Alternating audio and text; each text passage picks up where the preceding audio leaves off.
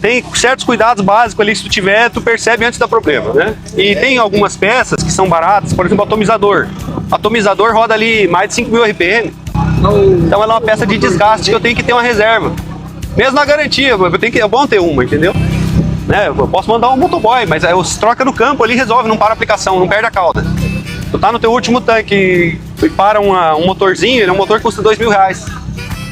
Mas é uma peça fácil de repor e ela vai aplicar ali 3, 4 mil hectares, entendeu? As hélices e os motores e os rolamentos dos motores, eles estão suscetíveis a sofrer com vibração.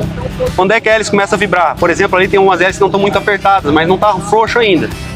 Mas ela, quando você mexe a hélice, você tem que fazer um pouquinho de força no motor para girar a hélice. Se tu não fizer força nenhuma aqui, a hélice girar quase só com o peso do rolamento lá, cara, aí tá frouxa. E senão ela vibra no ar. Então o drone é bem simples e poucas partes móveis, quase não tem parte móvel.